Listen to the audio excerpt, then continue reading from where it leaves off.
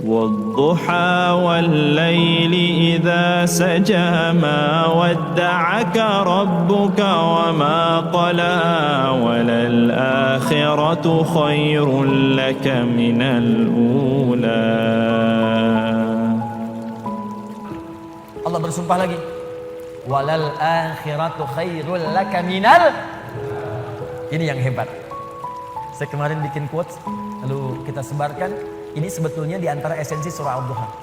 Kata Allah, Muhammad, saya bersumpah kepadamu, yakinkan pada jiwamu, nanti saat kamu ke akhirat, suasananya akan lebih enak dibandingkan dengan sekarang.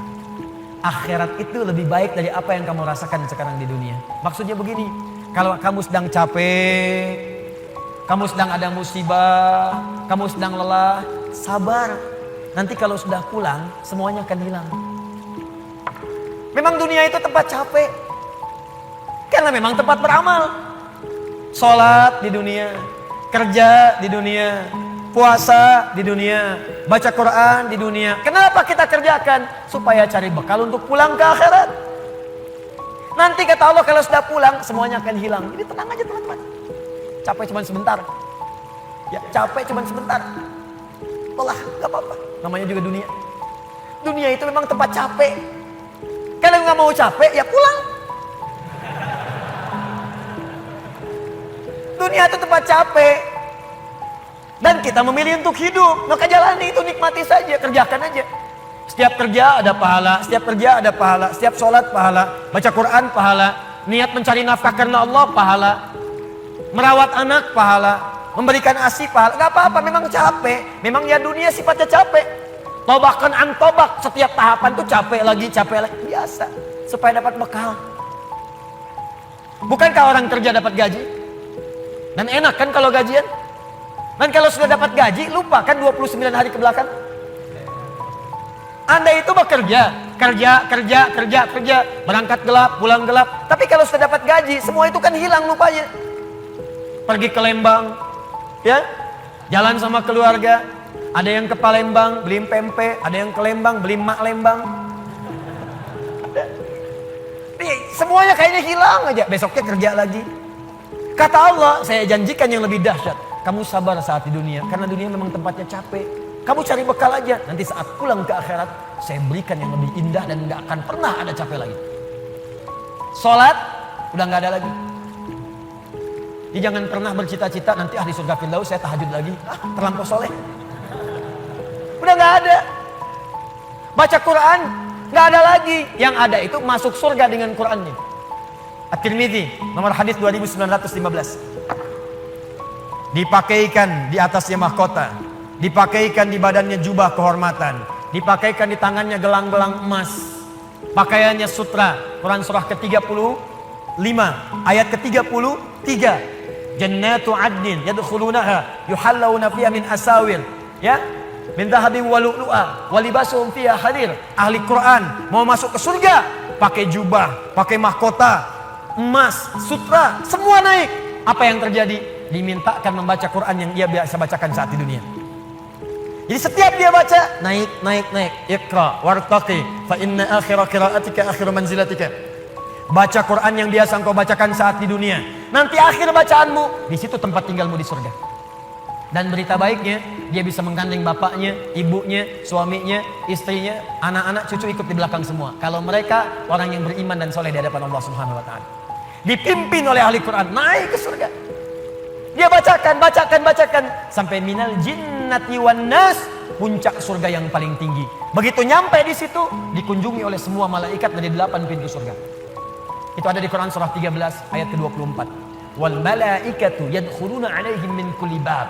Dan malaikat semua mengunjungi dia dari semua pintu, mengucapkan salam. Lihat kalimat pertamanya, salamun alaikum bima sabartum. Selamat ya, saat di dunia kamu sabar cari bekal. Sabar capek. Sabar mengeja huruf tadi Iqra. Sabar menghafal. Sampai ada yang mencela. Sabar, orang lain ngejar dunia, Anda ngejar akhirat. Sabar. Orang lain cari ini, luaskan rumah, tambah mobil, tambah kendaraan, meninggal, gak dibawa. Anda sabar. Insya Allah. Orang akhirat. Saya ngelihat ada ahli Quran tuh, seringkali saya berhadapan dengan ahli Quran tuh dari daerah-daerah, seringkali menangis. Ada yang datang pengen setoran. Anda bisa kebayang nggak, suaminya pekerja mungkin kasar, orang sebutnya kuli. Istrinya ngambilin kayu bakar, kadang ke sawah. Anaknya bahkan ada yang masih kemudian kecil-kecil. Tapi kalau Anda berkunjung ke rumahnya, semua makanan dihidangkan yang mampu dia suguhkan. Lalu keluar kalimat, alhamdulillah, Abi kalau bekerja dapat uang banyak sekali. 500.000, sebulan 500.000, banyak sekali. Syukur. Ternyata perempuan itu sudah punya sanad hafalan Quran 7 qiraat. Lelakinya hafal Quran, anaknya hafid semua. Anaknya penghafal Quran semua. Anda ada di mana? Itu perlombaan, sabar, naik sampai ke atas. Jadi kalau sekarang sedang capek, nikmati, sabar. Besok kalau meninggal, gak ada capek lagi. Dan panggilannya sudah tenang kita, karena kerja kita selesai. Mirip begini, ada berita besok gajian. Besok gajian, tenang kan? Malam tidur enak kan? Orang yang punya bekal itu, dia sabar itu, nanti di akhir sakaratul mautnya, dia tampakkan semua hasil pekerjaannya. Sampai hatinya merasa tenang. Jadi gak terasa, tidur aja. Ya ayat Tuhan nafsul mutmainnah, ditarik, tenang, tidur aja, selesai. Tinggal dia jumpai Allah di akhirat nanti, mendapatkan hasil dari apa yang dia kerjakan. Makanya kata Allah, kalau sedang sholat terasa capek, apa jawabannya? Sabar ya, walal akhiratu khairul laka minal ula. Nanti di akhirat gak ada tahajud lagi. Kalau sedang menghafal Quran capek, sabar ya, nanti di akhirat gak ada menghafal lagi. Abadi sifatnya, wafat selesai hafalan itu. Kalau sedang kena musibah, sabar ya, sabar.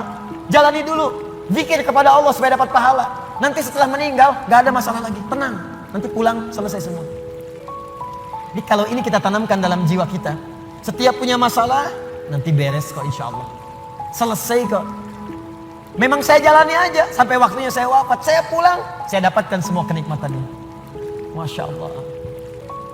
Ustadz beneran? Benar. Surganya banyak? Banyak Ustadz. Alhamdulillah. Tapi Ustadz, kalau di surga pengen ngerokok, bisa enggak? Ya kalau bisa silakan, ambil apinya di neraka saya. Nikmat, sudah selesai. Kemudian apa yang terjadi?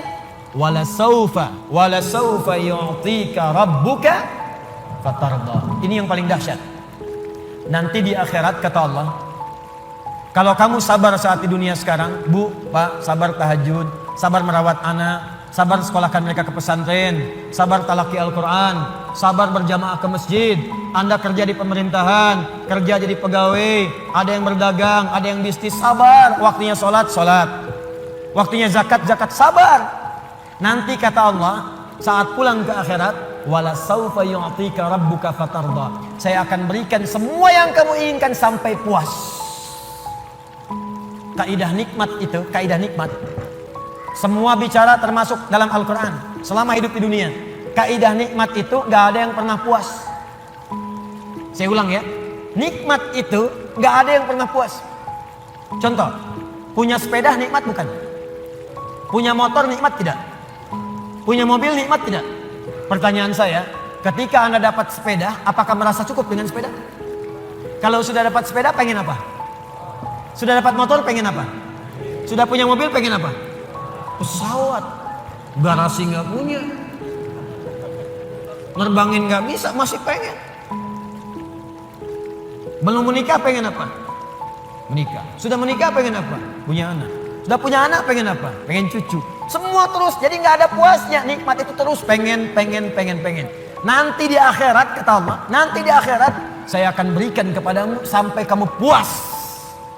Sampai Anda mengatakan, ya Allah, cukup ya Allah, puas. Sekarang mah pengen terus, pengen. Nanti puas ya Allah, cukup puas. Ini semuanya nikmat sampai selesai semua. Makanya bersabar, dunia sebentar. Sebentar mas, besok meninggal, selesai masalah. Mau besok meninggal? Susah. Sabar. Dan alhamdulillahnya nggak ada yang dikasih tahu kapan meninggal. Kalau diberitahu, bisa jadi kita pun nggak semangat. Sebentar lagi Anda akan meninggal. Jam 8 lewat 45, lewat kemudian 45 detik. Waduh, kajian udah bubar nggak pulang di masjid aja. Astagfirullah. Kenapa Pak? 2 menit lagi. Ini amalan nggak terencana. Ini karena kita nggak tahu kapan wafat, kita bisa merencanakan. Malam ini tahajud insya Allah jam sekian. Saya mau istighfar jam sekian. Besok subuh di masjid A, zuhur di masjid B. Punya rencana. Dan ketika merencanakan, niat muncul. Dan itu niat ketika muncul, pahala dituliskan. Bukankah innamal a'malu binniyat? Innamal a'malu binniyat.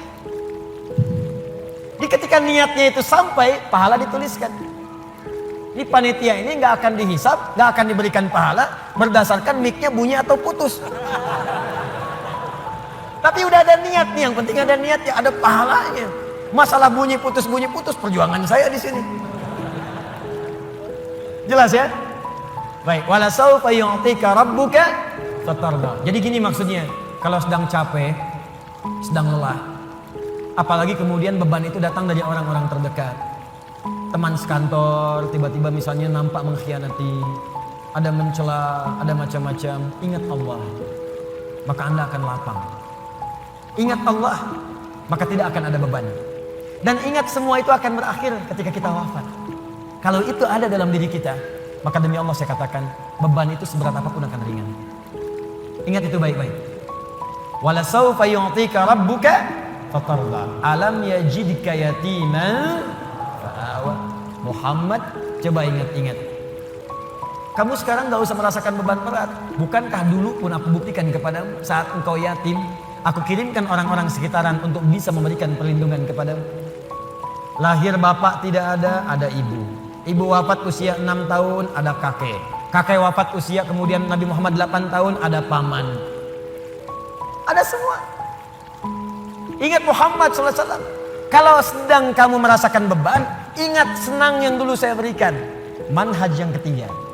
Kalau sedang merasakan kesulitan dalam masalah, kalau masalah ingin cepat diringankan oleh Allah, maka bandingkan masalah itu dengan solusi yang pernah dirasakan sebelumnya. Bandingkan persoalan yang sulit itu dengan kesenangan yang sudah dirasakan sebelumnya. Suami istri sedang punya masalah, malam ini punya persoalan, sampai nggak bicara. Coba duduk dulu baik-baik. Ingat masa-masa senang ke belakang. 15 tahun berumah tangga, masa mau dikalahkan dengan masalah di satu malam? Ingat banyak senangnya atau banyak dukanya, banyak sukanya, banyak dukanya, banyak nyamannya, banyak masalahnya. Coba timbang-timbang lagi. Mungkin dengan menghadirkan nostalgia kesenangan itu, yang ini akan terasa ringan. Ma, kenapa malam ini kita mesti cemberut? Bukankah kemarin-kemarin kita tertawa? Gara-gara bapak semuanya. Gak apa-apa mah, memang gara-gara papa. Papa terima. Tapi mungkin Allah titipkan keburukan di papa itu karena mama bisa menyempurnakan. Mungkin Allah pilih mama itu adalah mama yang bisa membimbing papa lebih baik. Masya Allah. Oh gitu ya Pak ya. Mama bikin status dulu ya. Jadi kalau semuanya begitu enak rasanya. Tapi memang diucapkan mudah, menjalaninya belum tentu mudah. Ustadz juga begitu. Makanya jarang sekali ada ustadz ceramah bawa istrinya. Nah, jadi kalau kita punya persoalan yang kecil-kecil sekarang, ingat masa lalu. Bu, Pak. Ya maaf di kantor ada masalah. Masalahnya hari itu, jangan langsung merasa berat. Ada proyek gak selesai dimarahin sama bos. Anda kerja sudah 10 tahun, dimarahin baru hari itu. Senangnya kan banyak, udah 9 tahun. Masa persoalan sehari mengalahkan persoalan 9 tahun yang senang ke belakang? Kan tidak lucu. Anda gagal satu ujian, 9 mata kuliah lulus semua. Masa harus meratapi diri pada yang satu itu? Selesaikan. Mungkin di situ Allah ingin berikan anugerah supaya Anda paham lebih dalam. Mungkin disitulah kepakaran Anda supaya belajar lebih dalam lagi. Diangkat kemudian karena pakar itu, di masalah itu. Saya dulu itu setiap menghadapi pelajaran-pelajaran bahasa, apalagi balaghah, macam-macam dan sebagainya itu. Di situ perasaan awal pertama sulit saya hadapi. Begitu dihadapi rupanya Allah menginginkan kita lebih fokus pada masalah itu. Seakan awalnya susah, ternyata ada nikmat di balik itu. Itulah poinnya teman-teman sekalian. Jadi kalau Anda sedang merasakan kesulitan, ingat masa-masa lalu saat Allah memberikan banyak nikmat dalam kehidupan kita. Jelas sampai di sini? Baik. Rabbin fa'ana bima 'allamtana, Rabbi 'allimna alladzi yanfa'una بتعلم وتوسلنا بتعليم أن ترزقنا الواسع وأن ترزقنا الأمانة